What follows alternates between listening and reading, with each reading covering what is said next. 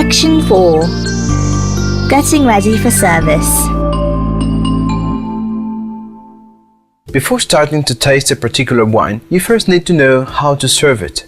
This section provides basic information to choose the most appropriate glass for each type of wine.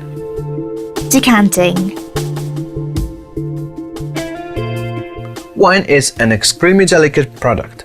It is very exposed to the oxidation and volatility of the acids that compose it. For wines aged in oak barrels for a long time and also remained in the bottle for a long time, it is necessary to facilitate the oxidative phase to free up more rapidly the acids formed during the period of maturation. This technique is called decanting.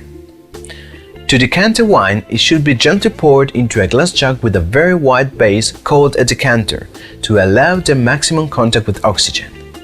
This practice allows a more rapid oxidation with consequent release of volatile substances that will expand the bouquet of fragrances, release tannins, and increase the feeling of softness in mouth.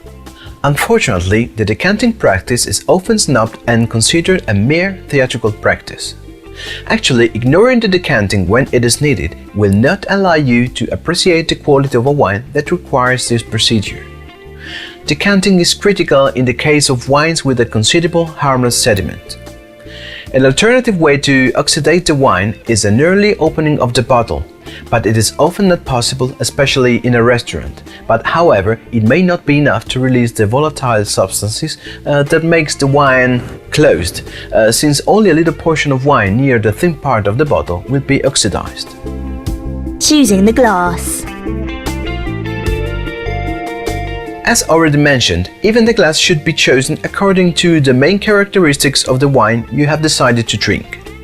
Apart from the traditions or the beautiful glasses often created by famous designers, for each type of wine a specific glass should be used. Sparkling wine glass. No matter if sweet or dry, sparkling wines should always be consumed in a flute glass, and it must be long and as slim as possible.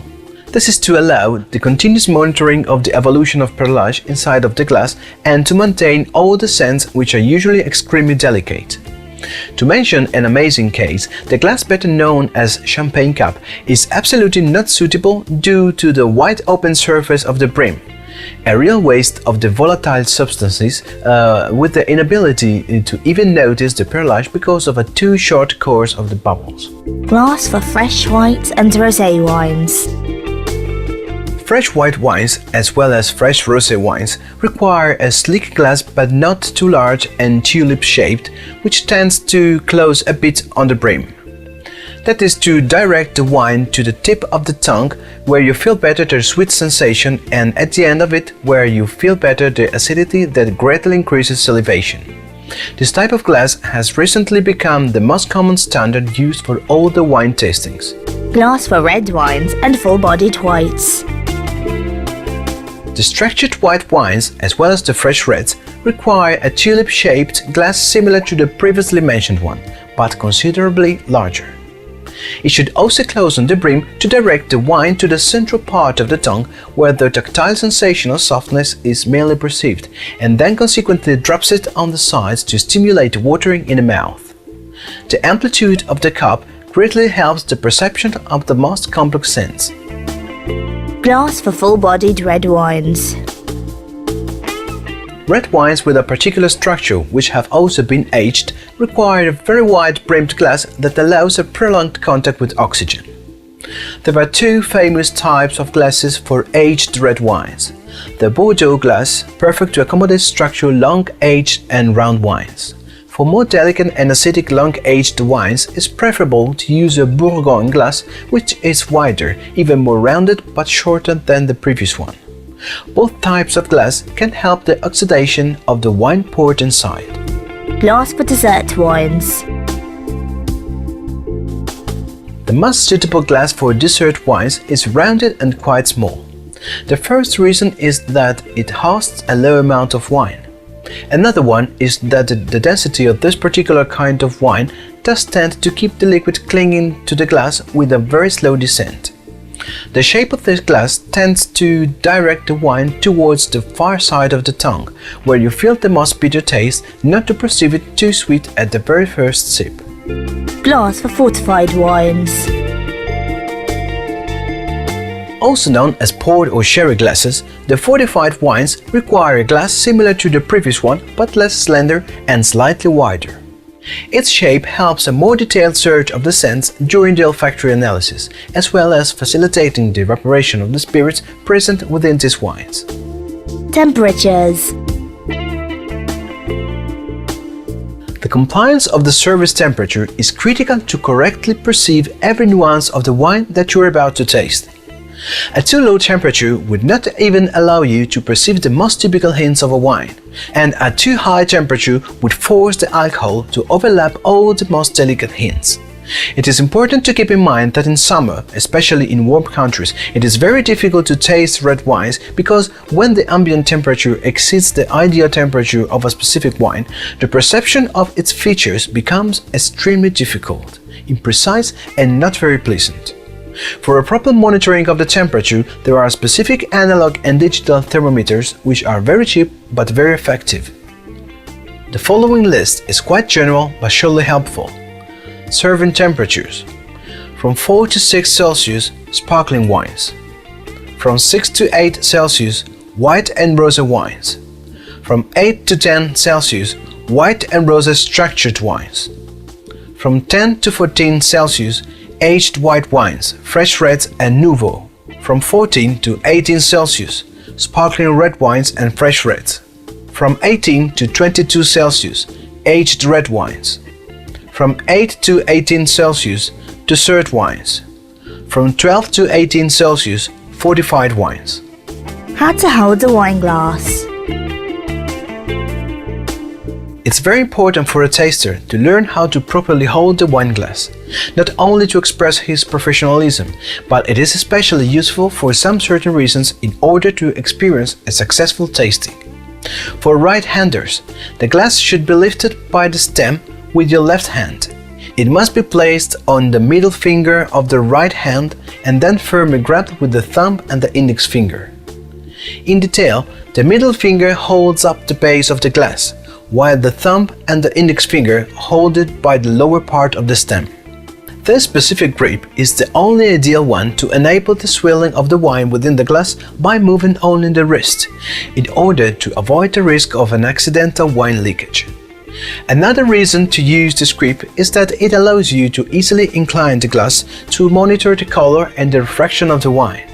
Another even more important reason is that the wine should be kept as far as possible from the skin, which normally carries smells such as perfume, the skin smell itself, the smell of sweat, or the one of something that we previously touched.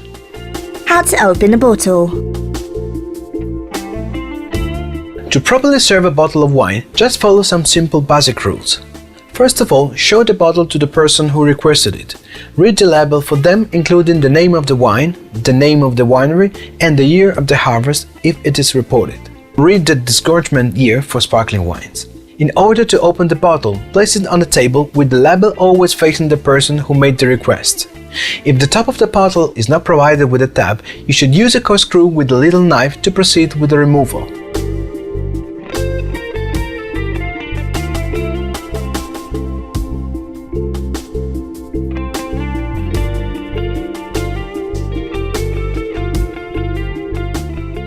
Once you have removed the top, you can start to remove the cork. It is very important to avoid making noise while opening the bottle, even if the removal requires a particular energy, because it would be an extremely rude act. If the cork is made of real cork, it is essential to use your sense of smell to analyze the part of it that was in contact with the wine, in order to check for a possible defect.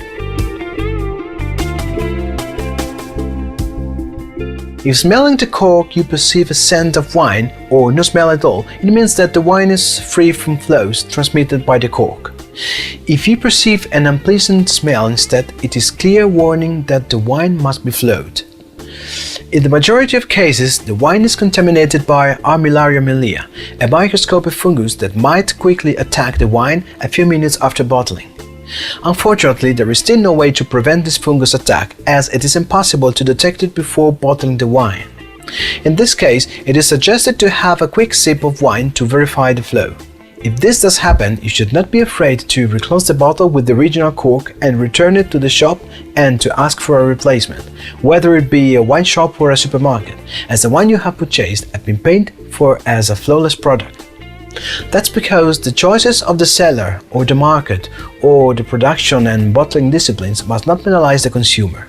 To open a bottle of sparkling wine instead, you should follow the same steps already mentioned until the removal of the top.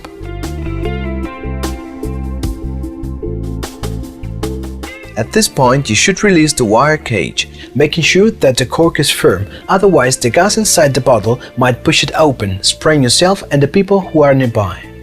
You can help yourself placing a napkin on the top.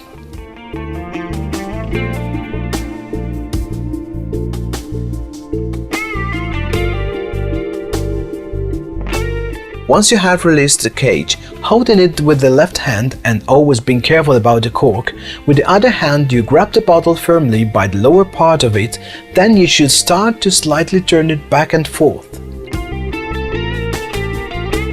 While turning the bottle, it is crucial to always press the cap down until the moment it will be completely released, to cushion the blow and also to avoid to make noises. Following these simple rules, in addition to opening the sparkling wine in an elegant way, it avoids unpleasant splashing and any wine loss. If the cork is made of real cork, you should just follow the previously mentioned steps to check for any flow which might have been transmitted to the wine.